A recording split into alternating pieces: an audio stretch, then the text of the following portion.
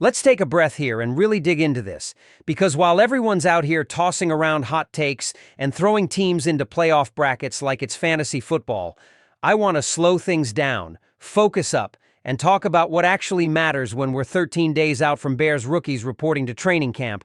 And I'm not saying that to sound dramatic. I'm saying that because this right here, this moment in the NFL calendar, this stretch of days before helmets start popping and live reps start flying, is where all the buildup of an entire offseason meets the edge of reality.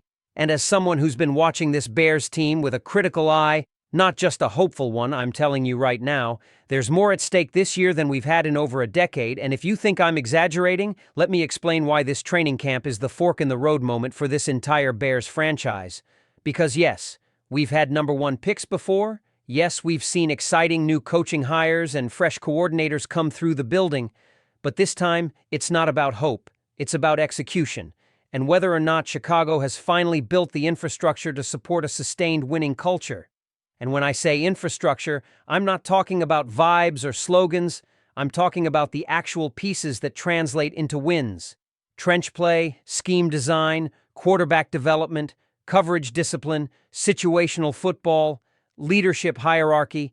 And when you look at this Bears team through that analytical lens, there's a legitimate argument to be made that, for the first time in a long time, the Bears are not just better on paper, they are structurally sound in areas that directly contribute to postseason football. So let's start at the top of the NFC and work our way down, because it's not enough to ask, can the Bears make the playoffs? The smarter question is, who do they need to beat to get there, and where do they really stand among the NFC's power structure? And right now, top of the conference has to be Philadelphia, no question. Sirianni has mastered the balance between explosive offense and physical line play. And what they've done with roster depth and continuity is textbook team building. They dominated in the trenches last year and were one Mahomes miracle away from hoisting a Lombardi. And this offseason, they didn't rest. They reloaded, reinforcing both their pass rush and secondary with smart, system-fit picks. And when you've got an elite offensive line still protecting a top-5 dual-threat quarterback in Jalen Hurts, you're the team to beat. And then, number two. And this might surprise some people, but I've got the Rams. Because when you strip away last year's roller coaster and look at their film, McVay still schemes with precision, Stafford still processes at a high level, and they made a massive upgrade at WR by swapping out the declining Cooper Kupp for Davante Adams, who still beats man coverage at one of the highest rates in the league. And if their defense, which is full of young ascending talent like Kobe Turner and Byron Young, can take that second-year leap under Raheem Morris's structure, then this is a team with top-5 offensive efficiency upside and a top-12 defense, which is more than enough to win 11-12 games in today's NFC. Now, number three, I still have to show respect to the Detroit Lions, because even without Ben Johnson, they've retained enough of their offensive personnel and identity. Goff's quick game timing, the two-headed RB attack, Laporta's WYAC upside, and Amon-Ra's toughness in the middle of the field to remain a top 10 scoring unit. But I do think we're going to learn a lot about how much of Goff's efficiency was tied to Johnson's sequencing and misdirection. Because without that elite play caller pulling the levers, Goff will have to read more post-snap and may see his efficiency drop against zone-heavy looks and disguise-heavy defenses. And on defense, they've built some real continuity with Hutchinson and Aleem McNeil, and they added Carlton Davis to help solidify the corner spot. But if their back-end coverage doesn't tighten up, they may still be vulnerable to explosive plays. That said, they're still the most well-rounded team in the NFC North until someone takes it from them, which leads me to number 4, Tampa Bay.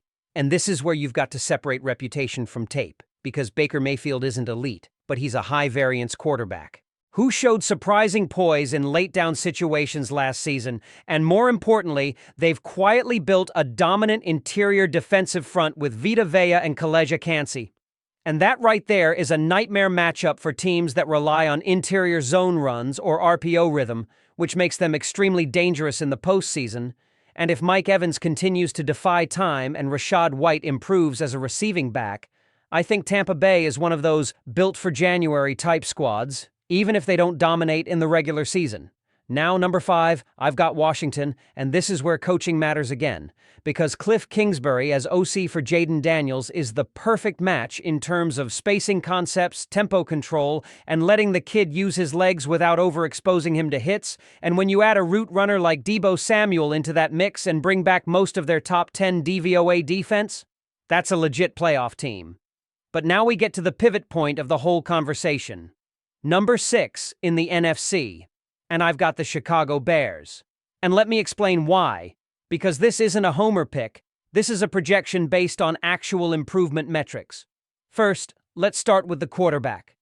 Caleb Williams, year 2, with a full offseason in the system, better timing with his receivers, and most importantly, a rebuilt offensive line that might be the most underrated unit in the league right now. And when you go back and watch the film from late last season, you'll see the flashes.